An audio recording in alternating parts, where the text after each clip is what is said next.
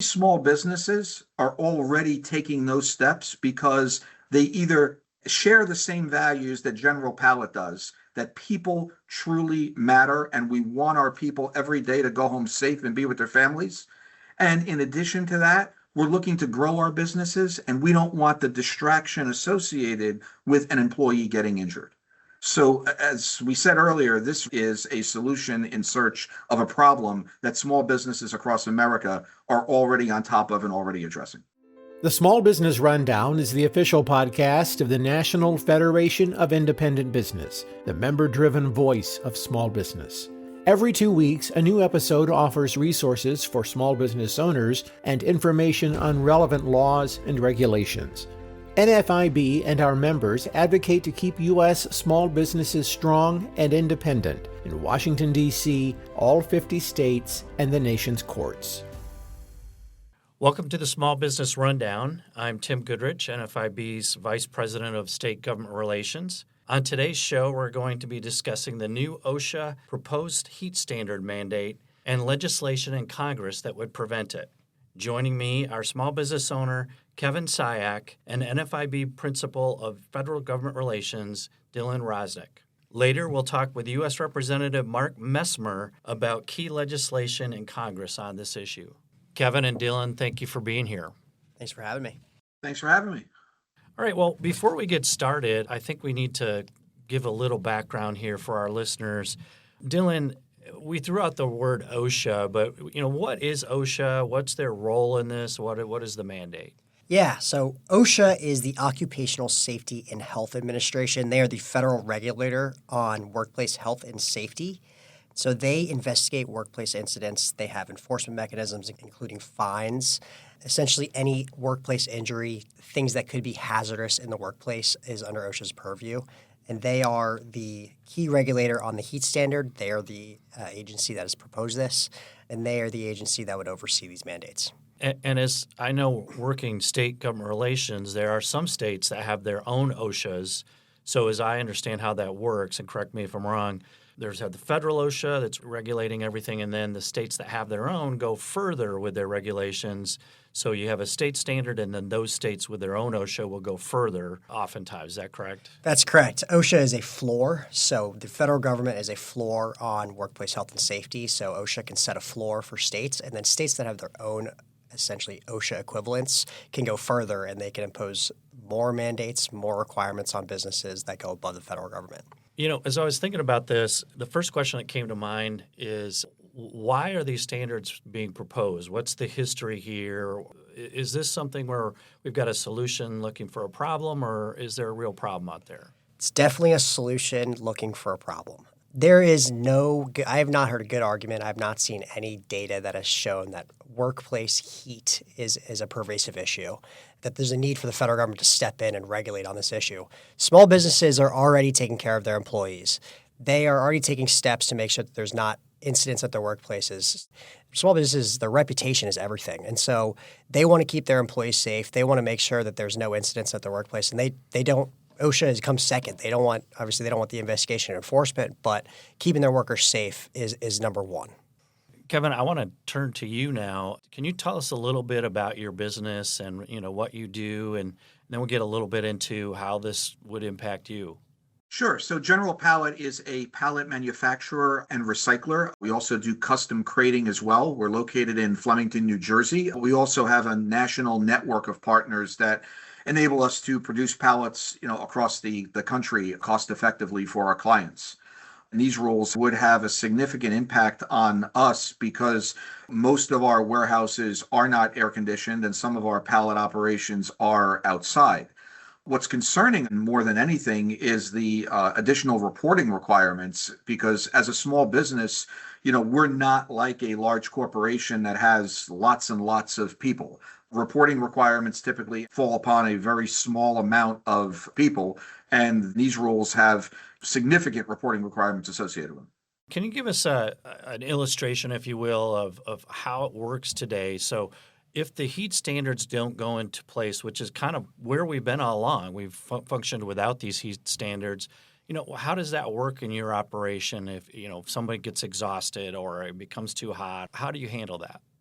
So that's actually a great question, because all of the tenets of the practical implementation of what these rules are asking us to do from a protection standpoint are actually already in place. And Dylan, I think you hit it. This really is a solution in search of a problem. So in terms of, what you asked about, really the prevention begins long before it actually gets hot outside. So for us, when we onboard a new employee, even if it's in the middle of January, part of their onboarding training is a whole segment on heat management. That training is repeated annually, typically in May or June, before the hot weather starts to really take hold in the Northeast for all of our employees again. Most of our employees do work in a warehouse. While the warehouse is not air conditioned, we've got very large fans that are circulating air and keeping air moving. We've also got additional floor fans out on the floor to keep air moving, to keep our employees cool. We have, the normal required mandated breaks in the morning, in the afternoon, and lunch. When the temperature gets above 90, especially with the humidity, we typically have additional breaks that are in place during the day to allow our employees time to cool off. We supply our employees with flavored ice. We've got a chilled water dispenser in our break room. We provide in the summer water bottles for all of our employees so that they can go and fill their water bottles. So we've got all of the procedures in place to help, maintain a safe working environment. And these have been in place for years, ever since my business partner and I bought the company 5 years ago. Kevin, if these heat standards go into place, how is that going to change what you do? So the main thing it would change is really the additional burden of all the record keeping. Under the requirements, we would need to track the temperature. We would need to track the humidity. And then associated with each one of those, we would need to document all of the actions that we're taking in response to those changing conditions. And that ultimately means a distraction from growth. It ultimately means we may need to hire someone. If you hire more people, that means the cost of your product goes up. If the cost of your product is going up, that means inflation across America. If you've got inflation across America, then that's a further challenge for, the price of product and consumption. Later on in the show, we're going to hear from the main sponsor of the legislation. But Dylan, I want to turn to you and ask you, what are you hearing on the Hill? What are you hearing from regulators about this proposal? The Hill is unaware of this for the large part. There is our champion and then co-sponsors, but a lot of Hill staff, a lot of members of Congress don't even realize that this is still out there. A lot of small business owners across the country don't even realize that this is a threat to their business, that this even is out there, is proposed. And yet this is a massive threat. There's businesses that don't know of all the mandates, and yet they may face this enforcement action and these new mandates because they aren't in compliance should this become finalized. And so the administration largely is not commenting. And so that's the big concern, is that this could still happen. This is still out there. It's not gone yet. And the Hill does need to step in and say, no, there should not be a federal heat standard. The administration should withdraw this rule. And small business owners, like Kevin said, may have to hire new employees, may have to raise prices because of those new costs. The rule in itself is particularly burdensome to small businesses compared to the larger competitors because they don't have a compliance department. They don't have a human resources in some cases. And so this really does fall on the business owner who is running their business and may not have time to do these new mandates, this new paperwork. And so it may end up forcing a new employee or more in some cases just to comply with the rule. And we're seeing this similar legislation has been introduced in at least a half a dozen other states. We'll talk about that more in the program. But as you said earlier, just kind of to remind our listeners, a national standard, if I'm understanding you, creates, I think you said the floor, and then these states that may adopt these heat standards, they're going to go further, meaning there's going to be more regulation that goes beyond what the federal standard was, correct? Correct. And I think it'll be important to hit on what the standard would do as well. And so Kevin kind of hit on this as well, and Congressman Messmer may hit on this later. But the federal heat standard will require new training requirements for all businesses, no matter the temperature, on heat injury prevention, provide businesses to provide cooled water, air-conditioned break areas, and then, as Kevin said, a paid 15-minute break for every 2 hours of work when temperatures are 90 degrees, and then active supervision of every single one of your employees when it's 90 degrees, which is particularly burdensome that we've heard for in the construction industry, where business may be split across multiple job sites and you have to have a dedicated staffer just to supervise those employees. And so it could end up being hiring on a larger scale than just one. But states we've also seen, and Tim, you may be able to hit on this, include a private right of action. So workers could potentially sue if their business is not providing this to them. And so that would be particularly costly to small businesses if that were to be passed and enacted. Yeah, we saw that in Virginia. There was an attempt to put a private cause of action in the legislation. I believe it was taken out at the last minute, but they'll be at it again next session. And this is really a trial lawyer's dream. For our listeners, when I say trial lawyers, I mean the folks that are the slip and fall guys that you see advertising. This is not Perry Mason, for those that remember Perry Mason. Kevin, I want to go back to you. I know you've been active on this issue and trying to educate folks about your concerns. Can you talk a little bit about the steps you've taken and any advice you would have for other members? It's really important to reach out to your elected officials and give them the real life stories of what's impacting your business. And these rules are really no different. The other thing that I would say is, in addition to reaching out, sometimes I found it very difficult where I'll, reach out to a member of Congress or a congressional staff office, and I kind of get the runaround from their staff, and I get a message of, hey, listen, I'll convey it to the congressman, and I'll follow it up with a question always, well, what is the congressman's position? And it's, well, I'll convey your concern. And I don't really get a clear answer back, and I don't really get a good feeling that my concern is being adequately conveyed.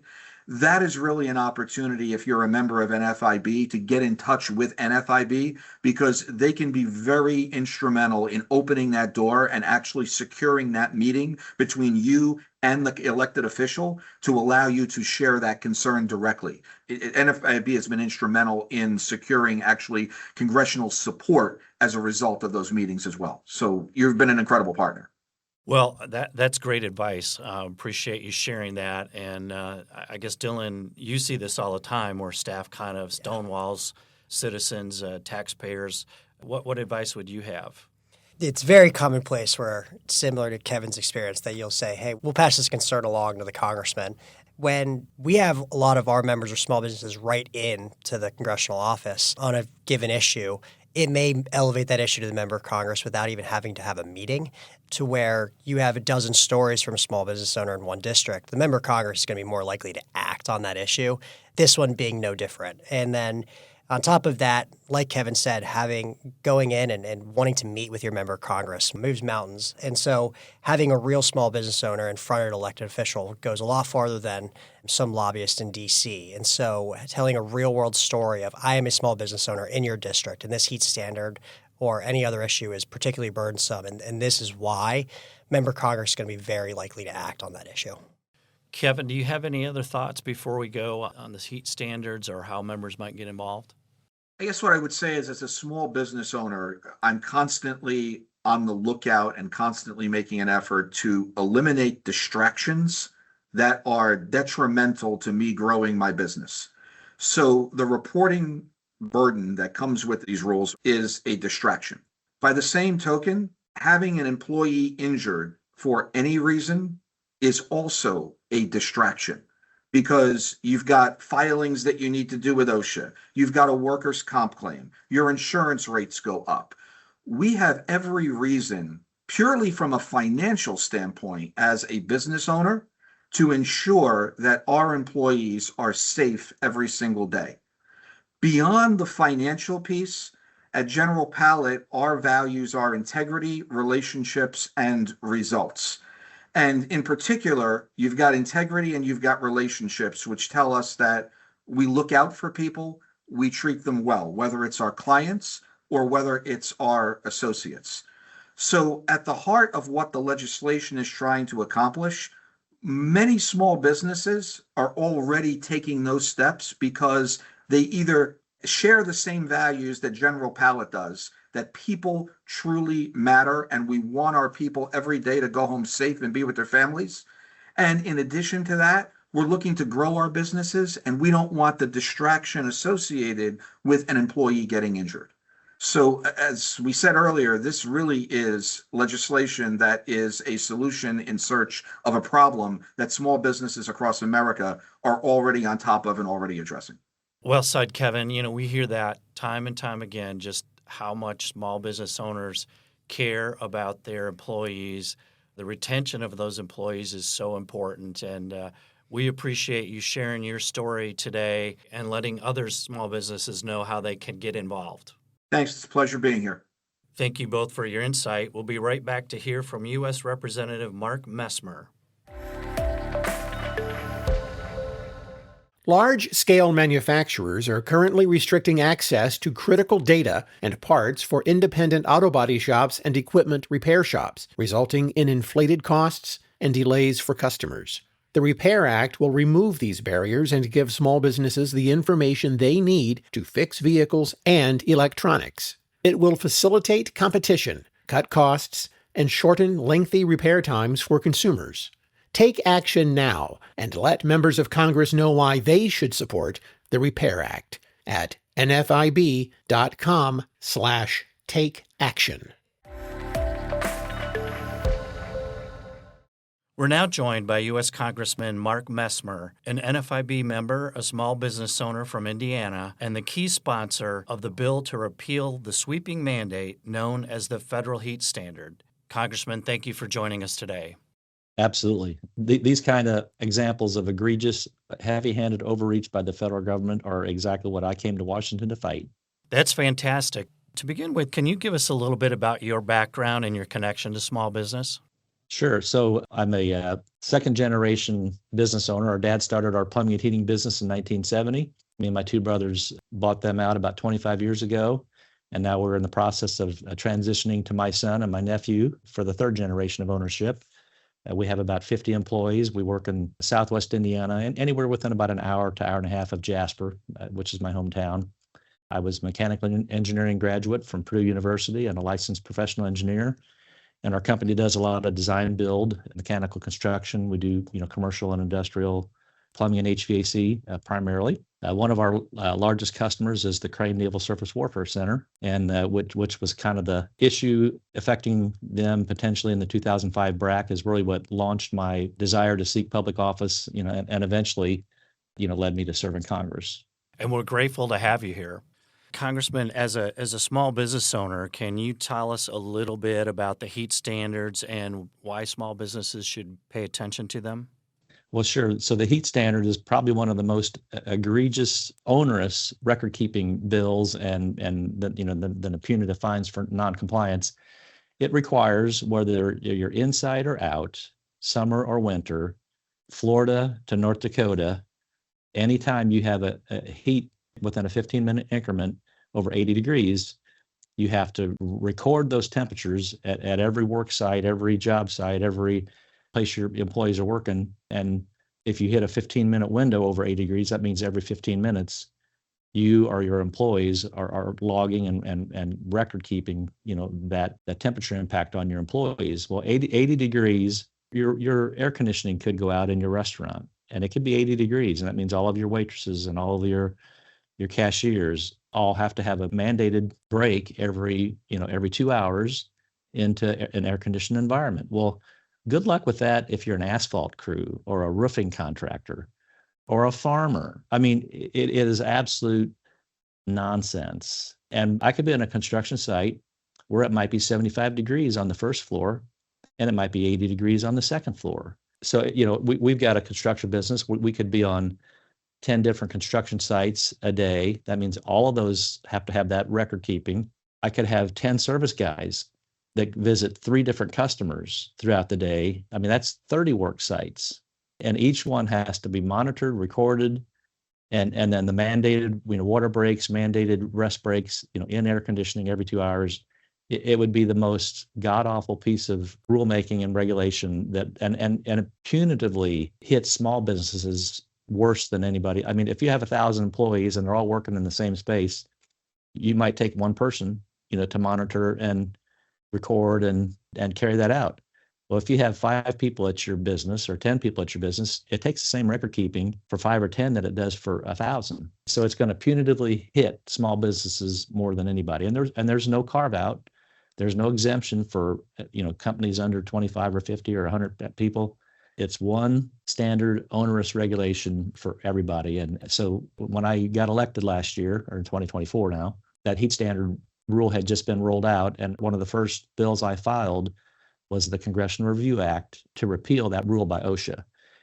And it took probably 9 months for the labor secretary to understand. She said, well, we want to put one standard in place for the country to keep blue states from over-regulating their employees. And I said, ma'am, it doesn't work that way. The OSHA standard is the minimum standard, and it's not going to stop California or New York or any other blue state from ratcheting up from there. So it's not going to have the intended purpose that you want to try to put a cap on it. It sets the floor. And so finally by September, they said, we agree with Representative Messmer, and the president has agreed, we get the Congressional Review Act through the House, simple majority, through the Senate, simple majority, and the president signs it. It blocks OSHA from ever regulating in that space again, unless they have congressional authority. You raised some excellent points, Congressman. Coming from Indiana, obviously a very pro-business state. You served in the state Senate, and you know that. So you hit on this, that it would create one standard. I want to drill down on that a little more if we could. A state like Indiana, as you said, would not probably impose heat standards. I currently live in Virginia, which was a purple state, has now gone blue, and recently just passed heat standards to be implemented in the state. So can you explain just a little further about the argument we hear from others on the Hill is exactly what you said. Why not just create one standard and everybody applies to it, and that's the way it goes nationally. It's for everybody. Well, why penalize us in Indiana for having some common sense? Just because Virginia wants to do it or just because California wants to do it, good luck. And what they're going to end up doing is continuing to drive businesses out of those states. If Illinois wants to do it, great. We'll gladly take those companies relocating to Indiana, which has happened on a large scale already anyway. It would just push, businesses out of those states when it was physically possible into states that have, less restrictive regulations. And the general duty clause, under OSHA already requires, just under the general duty clause, it gives employers flexibility to do exactly what this onerous, the outcome. Me as an employer, I do not want my employees to undergo a heat illness. And we bend over backwards to make sure that our people, have breaks, get water. There's no restrictions on employees getting water on a job site. But the general duty clause requires all employers to properly take care of your employees in a situation that, that the heat standard is trying to regulate prescriptively and onerously. Hit a great point there, Congressman, is that the general duties clause is already an enforcement mechanism for OSHA for bad actors in this space. And for our listeners who don't know, general duties clause requires all employers to maintain a health and safety workplace. And OSHA is very publicly open about heat being covered under that. And what we hear is small businesses owners are already taking care of their employees. They're already putting things in place to make sure that these injuries and illnesses are not happening. But really all this heat standard is doing is adding new mandates on small businesses who may not have the resources to actively comply with their existing workforce. They may have to hire. They may have to do other things. And so I think you hit the nail on the head that this really does not add any enforcement mechanism for OSHA, but really is just employer mandates for small businesses that quite frankly just don't make any sense. Right. Well, I made this example when we had the hearing on the heat rule in the Education Workforce Committee last summer. I said, my 50 years of being involved in our family business with hundreds of employees, working on construction sites with thousands of other employees, I have never seen one time an employee on one of those job sites have a heat-related illness. And I cannot be the outlier.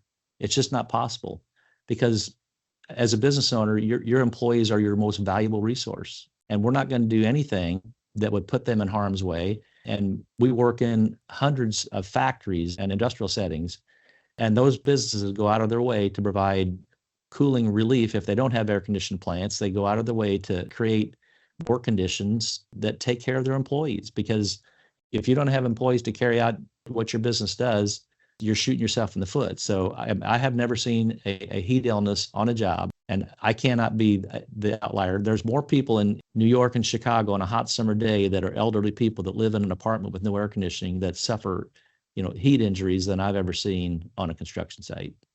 Right. Solution in search of a problem. Absolutely.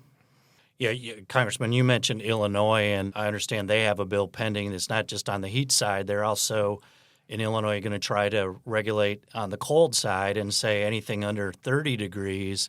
And I'm sure those in Northeast Indiana would love to have more of those Chicagoans move their way. I mean, can you imagine trying to do any work in Chicago and saying 30 degrees, okay, we can't do it anymore? Right.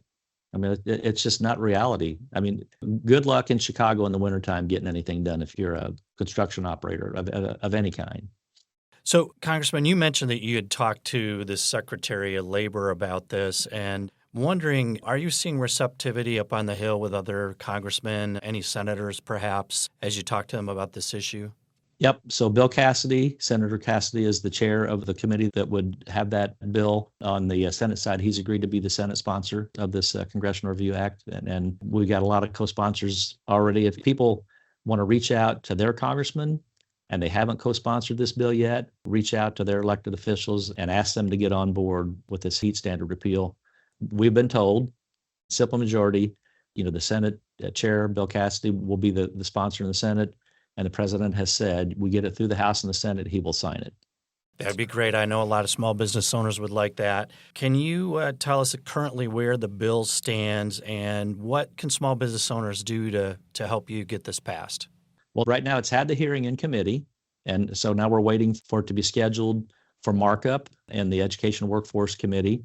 I've talked to the chairman, Tim Walberg, several times about getting it on the calendar. He's not committed to a date yet, but he understands the importance of it. Like I said, when we had the hearing, on it, we had several industry groups, come in and testify in support of the bill. I think the National Federation of Independent Businesses was one of the industry groups that was there in support of it. We've had 60 different business associations all endorse this legislation. So we just need to get it calendared. But the more Republican sponsors we have on the bill, the more likely, the chairman will get it on the agenda sooner rather than later. The rule hasn't been finalized, so our clock to get it done has not started ticking yet.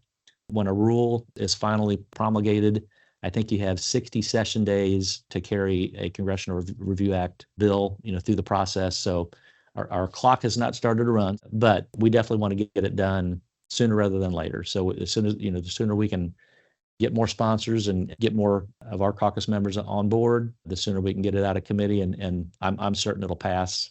And I would be pretty sure we had a couple of Democrat co-authors when we filed the bill. So hopefully we can make it a bipartisan effort, which it should be. Excellent. Well, Congressman, you've been very generous with your time, and I want to thank you for your membership in NFIB. But before we go, is there anything else you'd like to add? Well, no, I appreciate your time. It's an honor to be here representing small businesses for my district and across the state and across the country. We need more small business owners in Congress and at the state level. And at the state level, why does Indiana's process seem to work so well? Because the majority of the Republicans in the House and the Senate are business owners. And you get a lot better product when you have people who understand the impact on business at all levels. And it's an honor to be here and an honor to be an NFIB member serving in D.C. and look forward to continuing to work to protect small businesses every day. All right. Well, thank you, Congressman. You're welcome. Dylan, that was a great conversation with the congressman. Do you have anything else to add to that? Yeah, the congressman made the call to action for small businesses to reach out to their members of Congress on the heat standard. You can do that through the link in the show notes. It'd be great if our members would reach out to the members of Congress and let them know how burdensome this heat standard would be on their business and why Congress should repeal it. Thanks for that, Dylan, and thanks so much for joining us. Thanks for having me. Thanks for joining us for this week's episode of the Small Business Rundown. Your continued support helps us amplify the issues that matter most. If you liked this episode, please help small business owners find the podcast by giving it a rating, like, or review. You can find us at nfib.com and on YouTube, X, LinkedIn, Instagram, and Facebook.